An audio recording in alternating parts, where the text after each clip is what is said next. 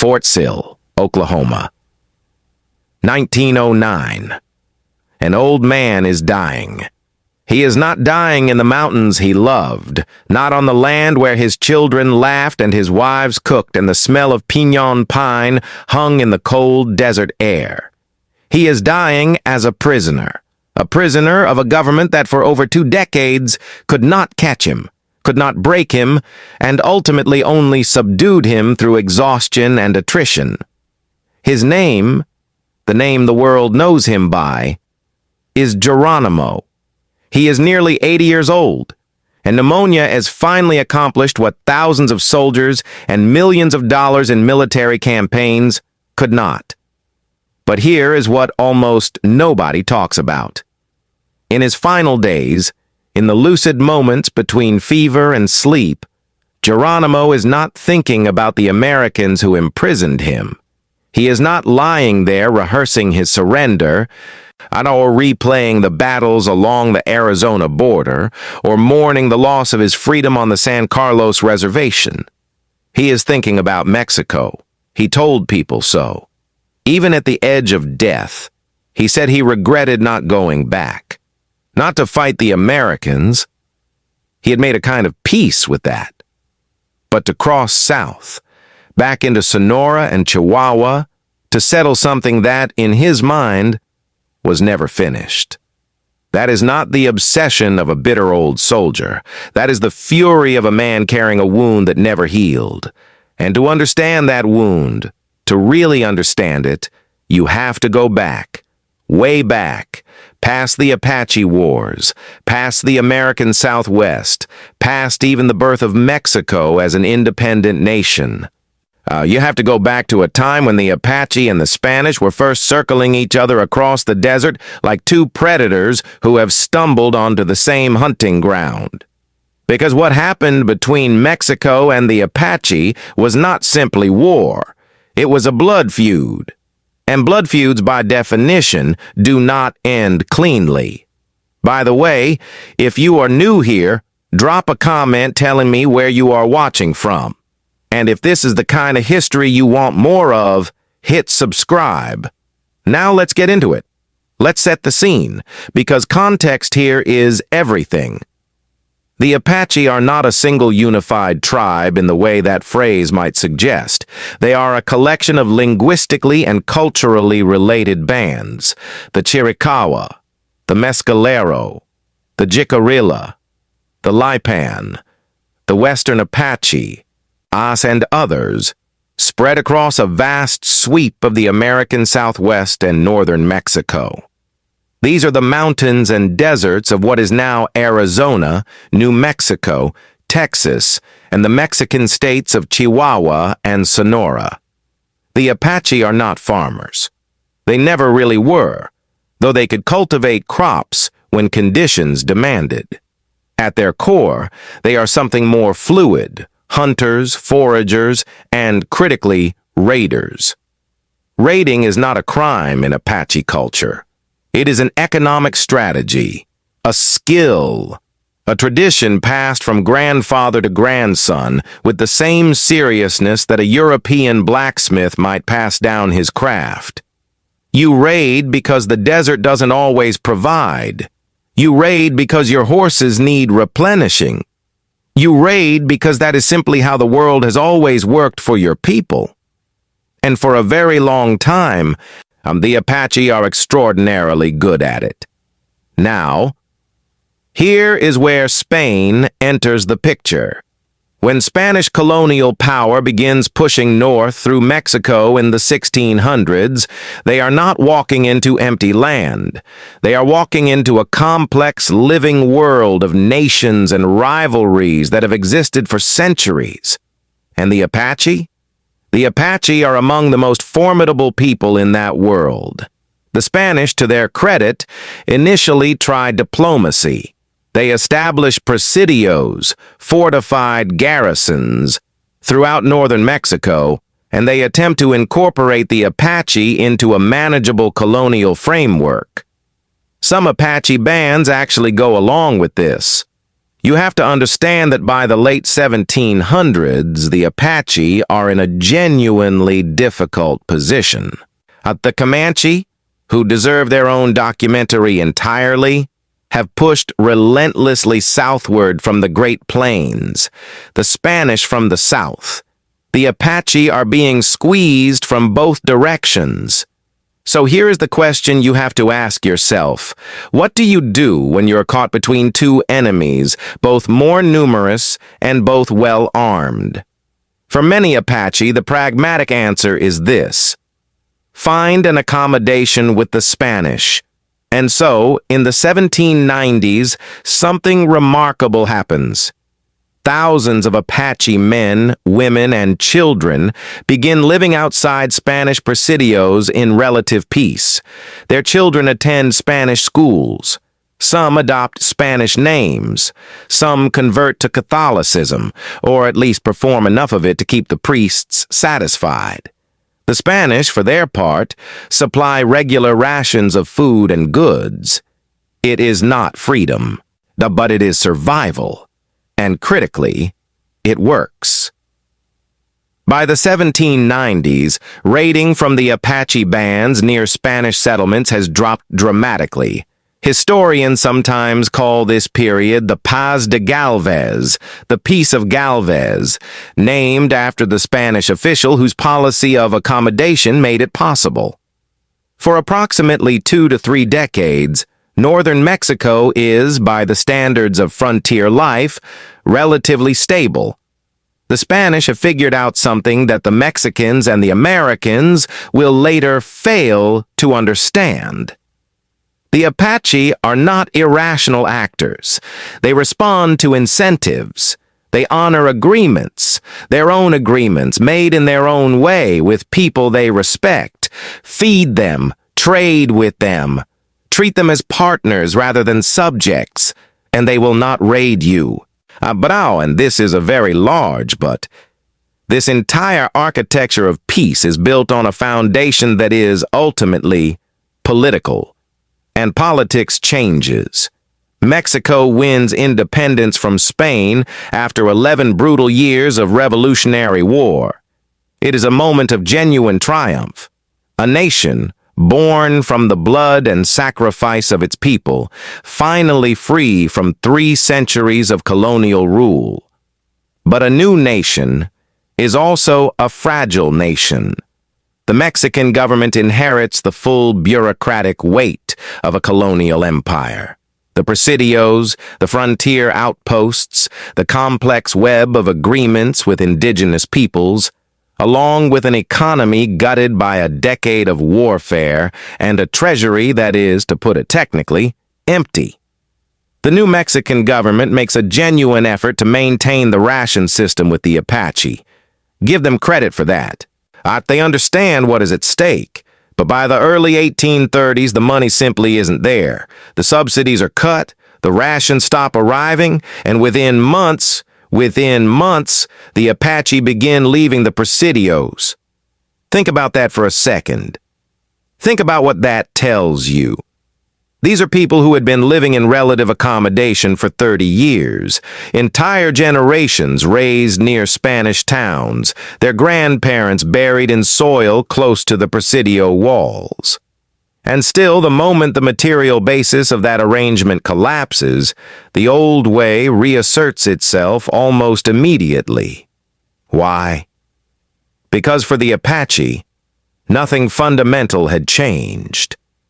They were not farmers who had been converted into settled agriculturalists, and the Mexican government had always misread the arrangement.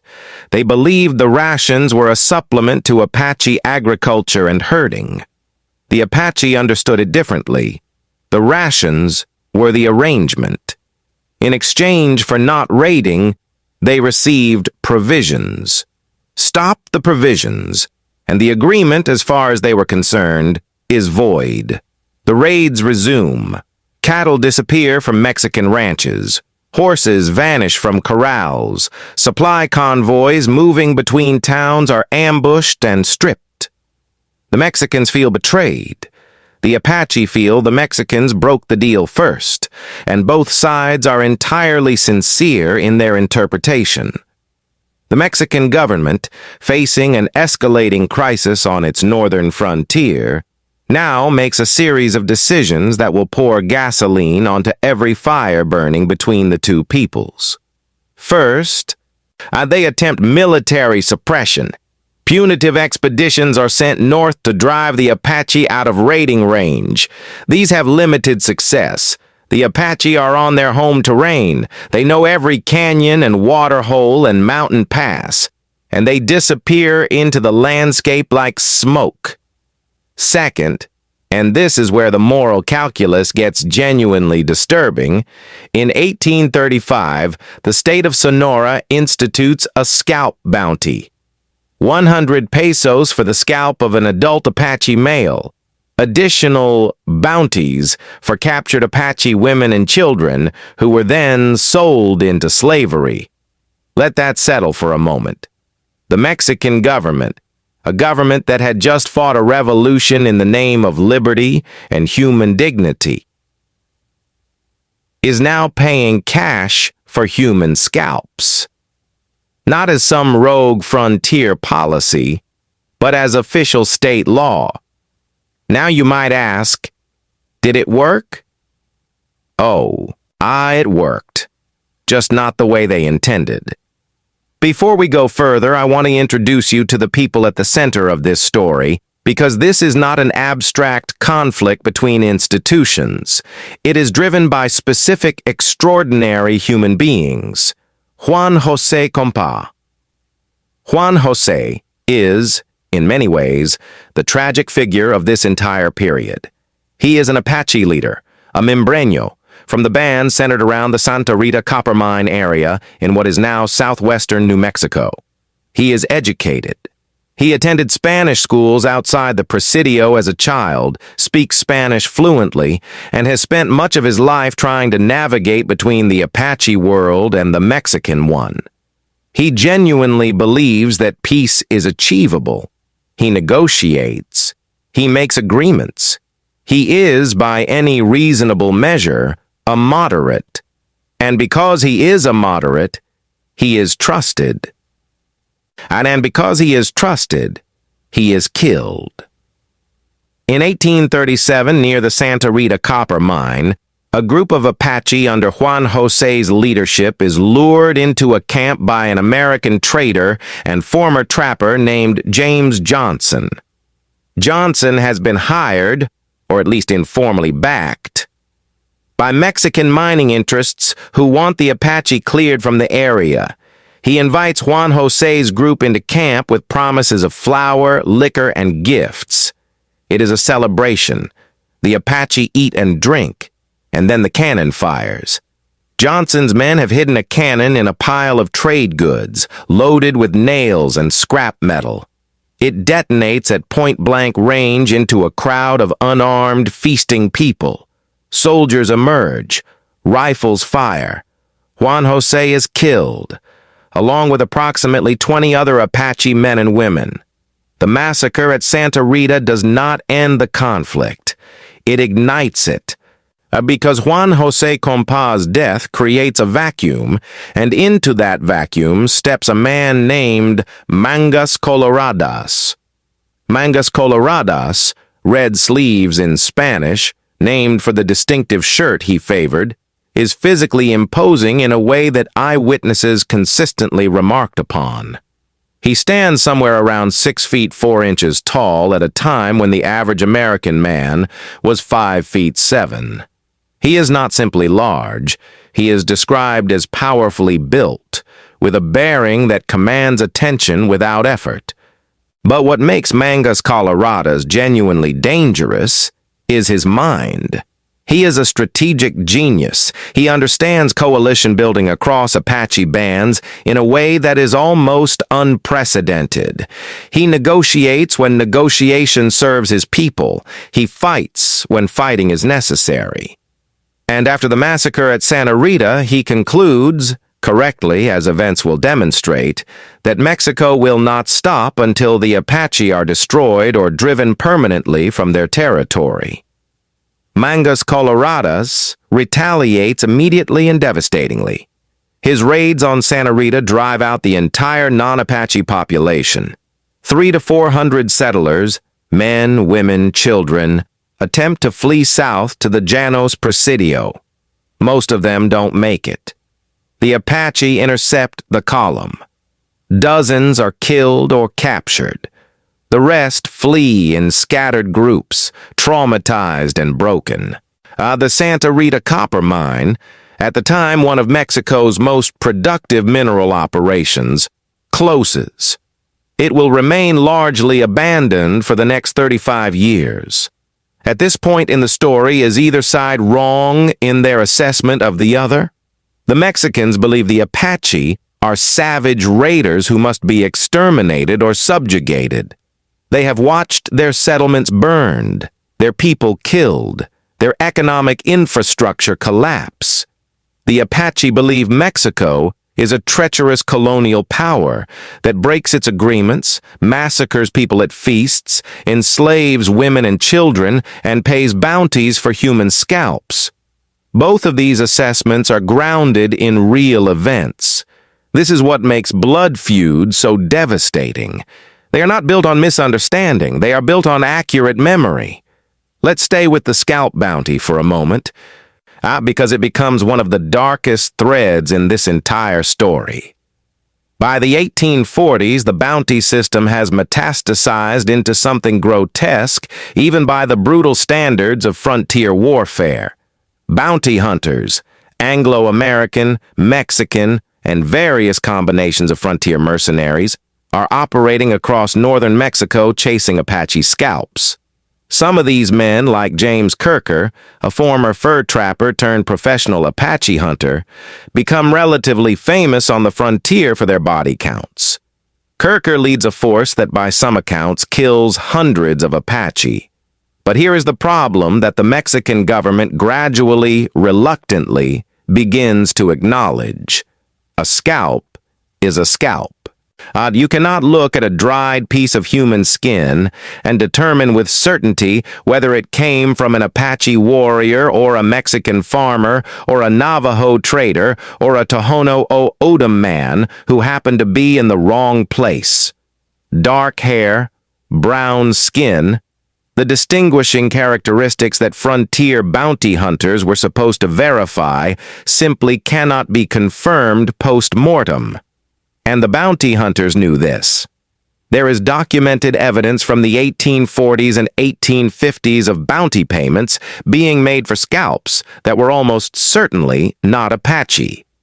Mexican citizens were killed and scalped by men collecting the government's own bounty money. The Chihuahuan and Sonoran governments are, in effect, paying for the murder of their own people. When a prominent Apache leader named Jew confronted the governor of Chihuahua about this at a meeting at which the governor was actually trying to negotiate a partial peace, Jew reportedly went into a controlled, icy rage. He acknowledged with some satisfaction that he knew the Mexican government had walked back the bounty payments in the 1850s. He knew exactly why. Because with only a few thousand Apache alive in total, the number of scalps being turned in and paid for was becoming absurd. The math didn't work. Jew let the governor understand, without saying it directly, that Mexico had been paying bounties for its own citizens, and then he moved on with the negotiation, because Jew was, above all else, a pragmatist. The scalp bounties accomplish exactly nothing strategically, but they accomplish a great deal psychologically. They tell every Apache person, from the youngest child to the oldest elder, something very simple. Mexico wants us dead, not defeated, not relocated, dead. And that knowledge burns into the culture of every Apache band who learns of it. Now, we arrive at the center of this story. The man whose name became legend, in both languages and both nations, for very different reasons. Goyawe. That is his name. His actual name. Not Geronimo. That comes later, and we will get to it. Goyawe means the one who yawns in the Chiricahua Apache language, though some translators render it closer to he who yawns. He is born sometime around 1829 in the area of what is now western New Mexico or eastern Arizona near the Gila River.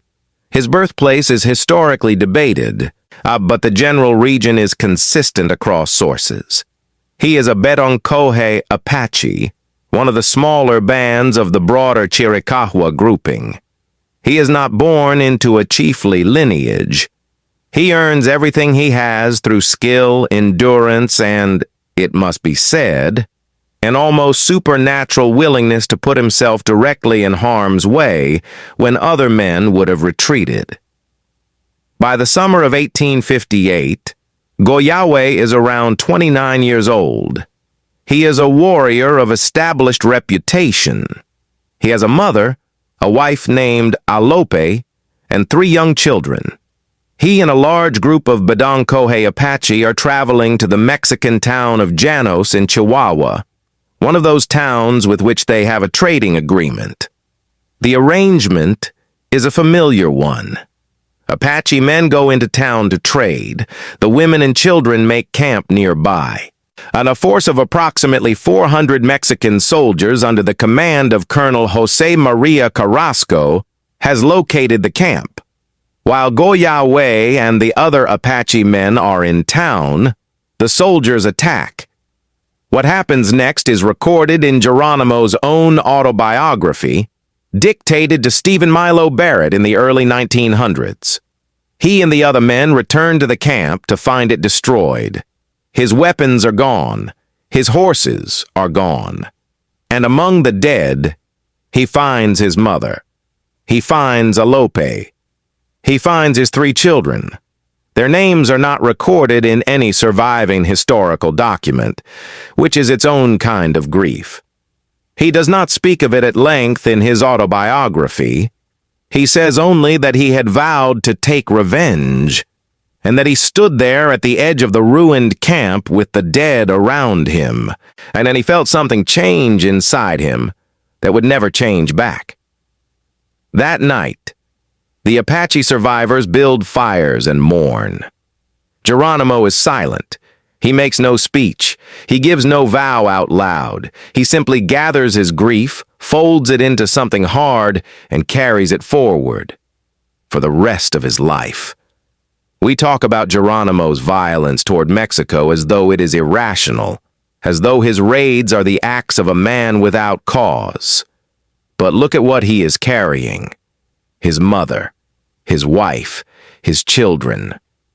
Killed while he was doing something entirely peaceable, trading in town, as part of an established agreement with that town. Is his response proportionate? By any civilian standard, no. What follows is devastating. But when you strip away the mythology and look at the human being, what you find is not a monster. You find a man in inconsolable pain, acting inside a culture that has clear and specific traditions about what grief demands. The Apache concept of revenge, and it is not revenge in the Western legal sense, it is something closer to spiritual obligation, holds that the dead are owed action. Not compensation, not acknowledgement, action. You do not grieve passively. You do something. Goyawe does something.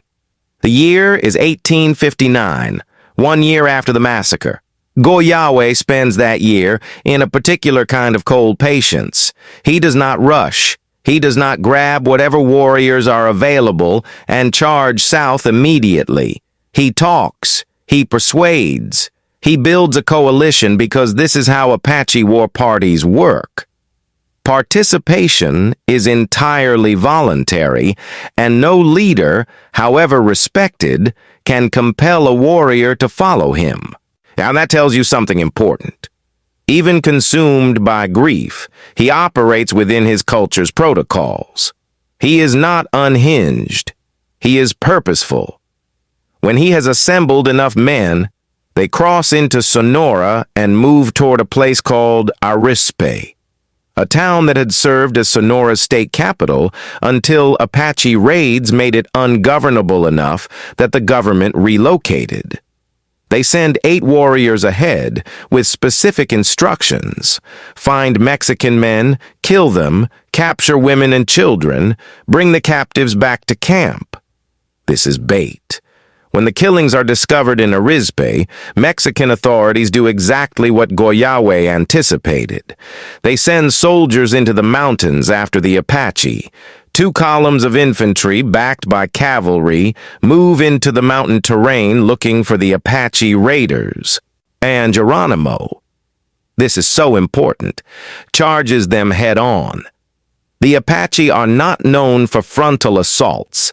Their entire martial tradition is built around ambush, evasion, mobility, and striking from a position of advantage. A direct charge against soldiers in organized formation is not how Apache fight. It is not their way.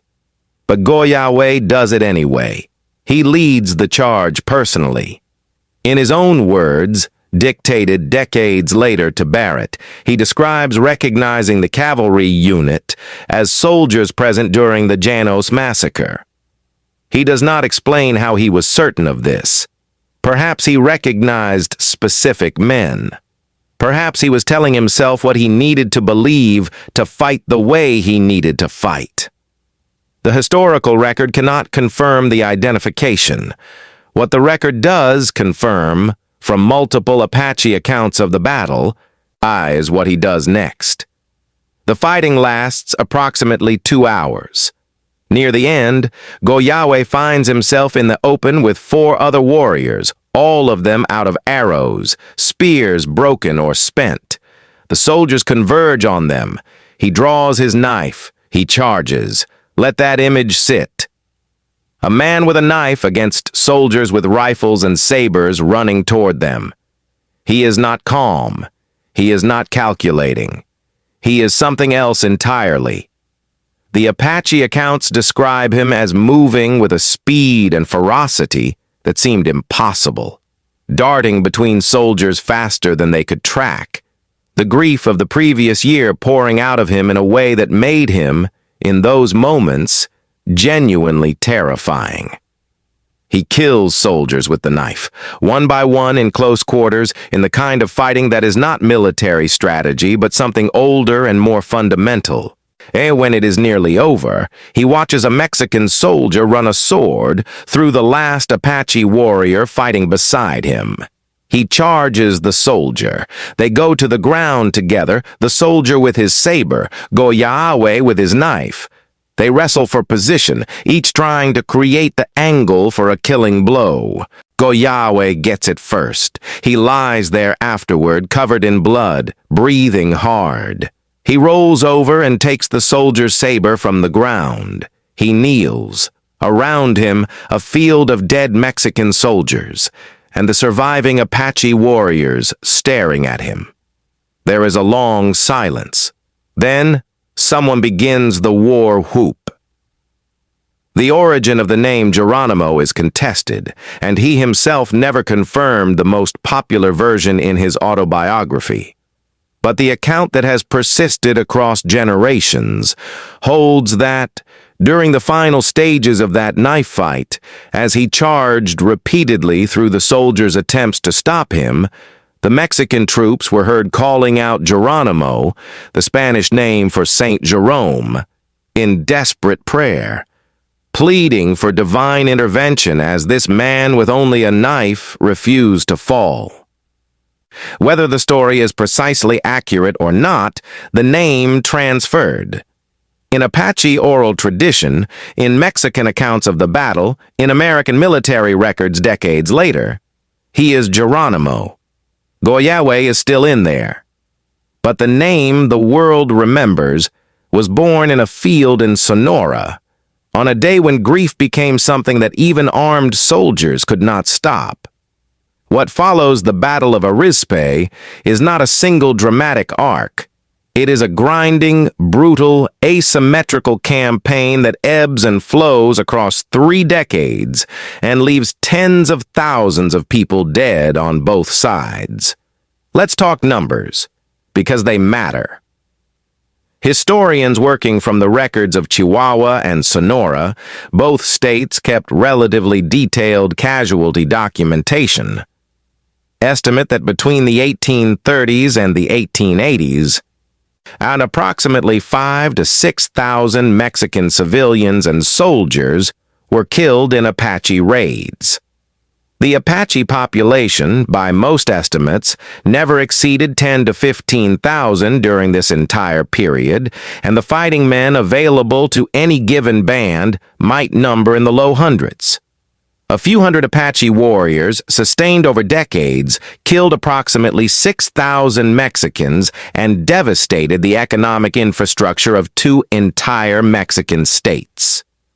Think about what that means logistically, what it says about the terrain, about Apache knowledge of that terrain, about the sheer cost in pesos, in soldiers, in infrastructure, in human life, of trying to suppress people on their home ground who do not want to be suppressed.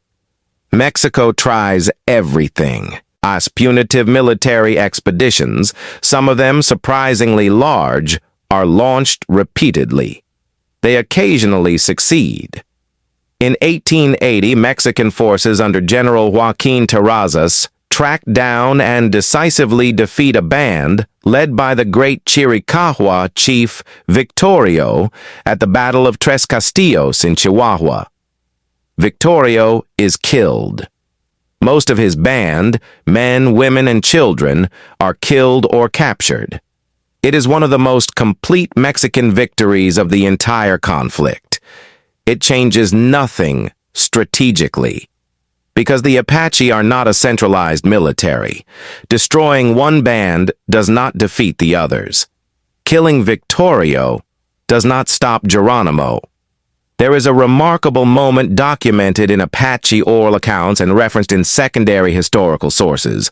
A meeting between the Apache leader Jew and the governor of Chihuahua, in which the governor, and apparently exhausted by negotiations that were going nowhere, made a genuinely bizarre request. He acknowledged that he could not stop the Apache from raiding cattle. He accepted this.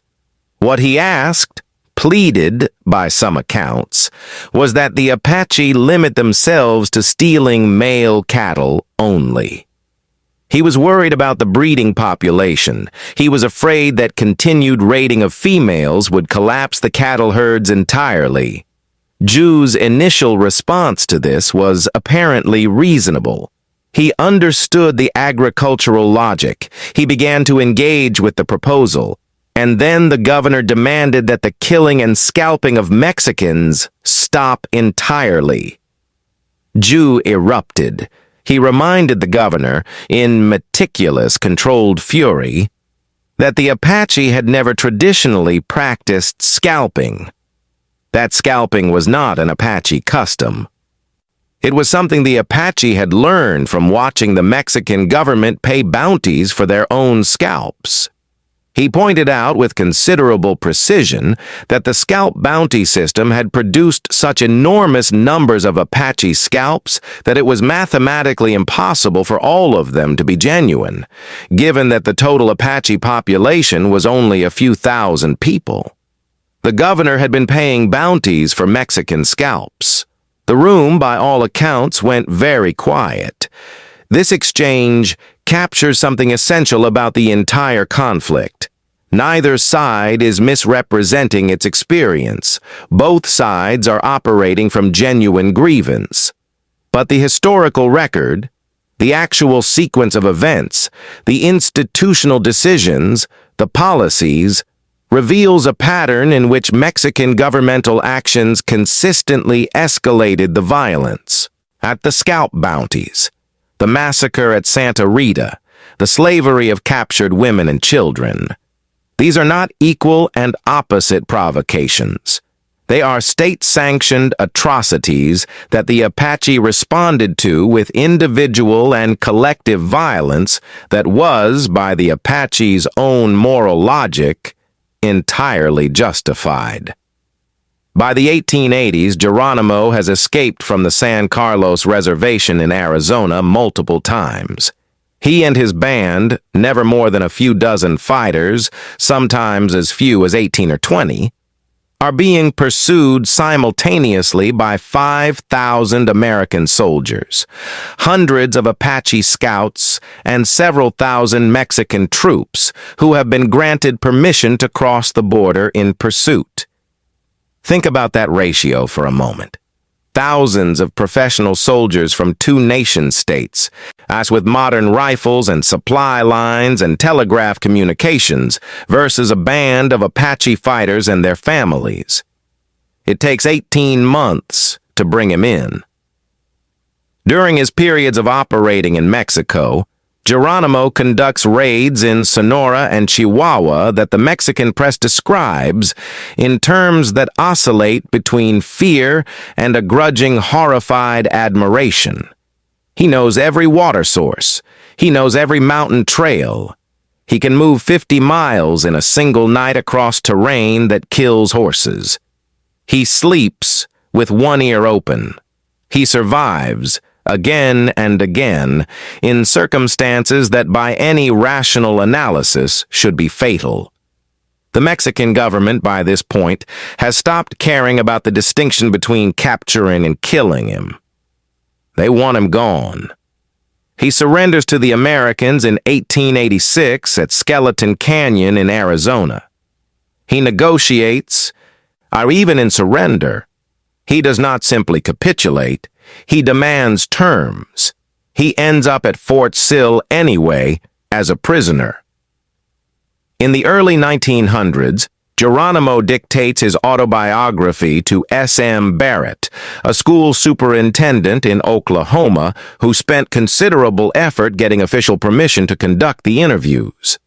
The book, published in 1906, is an extraordinary document, uneven, sometimes frustratingly incomplete, clearly shaped by the translation and editorial process, but containing moments of raw, direct humanity that no amount of editorial intervention could flatten. Near the end of the book, he addresses Mexico directly. His exact words, as translated and recorded, "I have killed many Mexicans. I do not know how many, for frequently I did not count them. Some of them were not worth counting. It has been a long time since then. But still I have no love for the Mexicans. With me they were always treacherous and malicious. I am old now, and shall never go on the warpath again. But if I were young and followed the warpath, it would lead into old Mexico." That passage is uncomfortable. It is meant to be uncomfortable. Geronimo is not offering reconciliation. He is not performing regret for an American audience. He is telling the truth as he lived it, at 80 years old, with nothing left to gain from softening anything. Some of them were not worth counting. That sentence has haunted historians for over a century. Here is something that almost nobody knows. Geronimo's surrender in 1886 is treated in most historical accounts as the end of the Apache Wars. And in terms of the formal conflict between the Apache and the United States military, it largely is.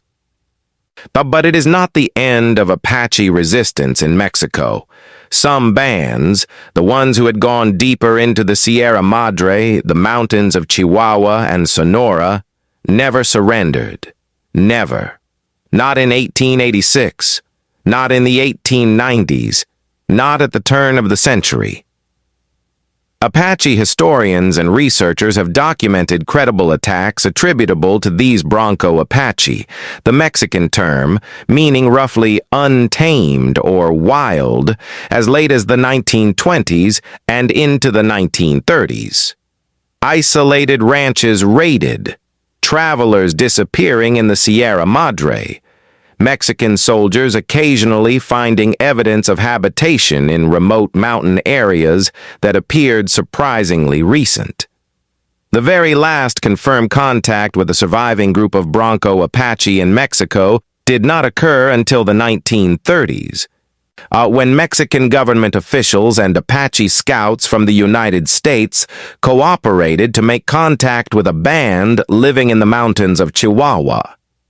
Even then, the encounter was cautious and inconclusive.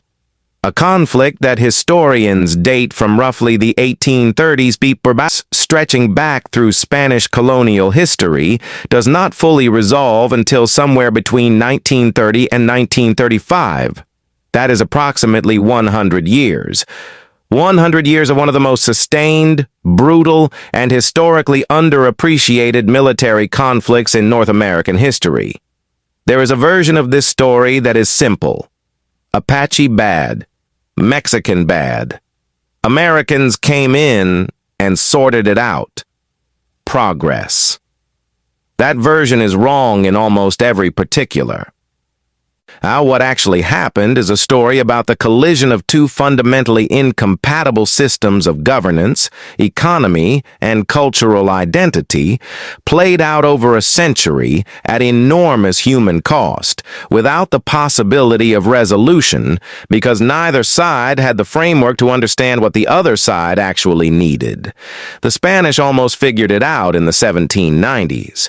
The Paz de Galvez, feeding the Apache, trading with the Apache, treating the Apache as a partner rather than a subordinate, produced real, lasting peace for a generation.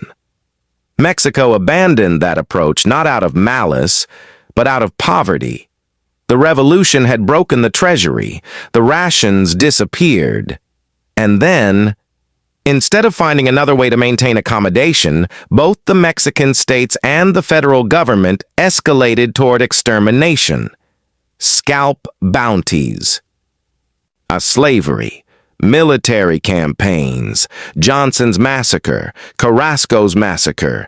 Each escalation produced a response. Each response justified a further escalation.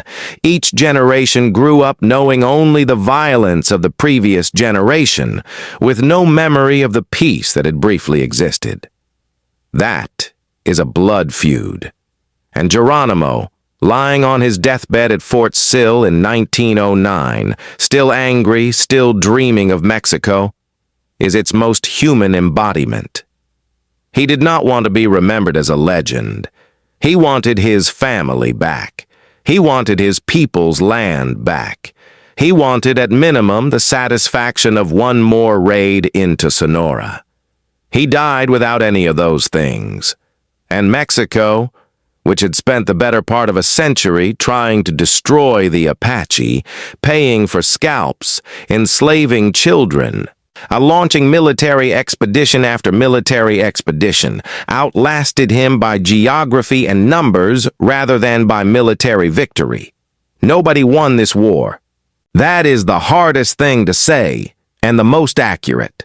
The next time someone tells you that history is simple, that there are clear villains and clear heroes, that the right side always wins and the wrong side always loses, remember Jew, standing in the governor's office, listing the specific dates and amounts of the scalp bounties, watching the governor's face go pale. Remember Goyahweh, lying in a ruined camp with his dead children around him, deciding in silence what grief requires. Remember Juan José Compa, educated, bilingual, moderate, diplomatic, killed at a feast by men he trusted. History is not simple.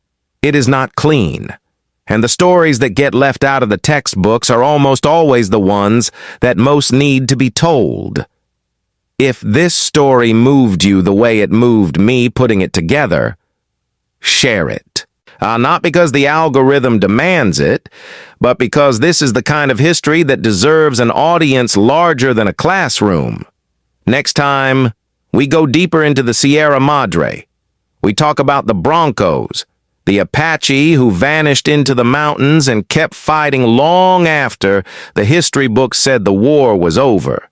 People who were living outside of modernity, in mountain caves, raiding and surviving, while Henry Ford was building Model Ts and the radio was being invented. That story is unlike anything you've heard before. Until then, stay curious, stay accurate, and remember that history, properly told, is always stranger and more human than the version you were taught. Before you go, if this story hit different, subscribe. The next episode goes even deeper and you do not want to miss it. Thank you for watching.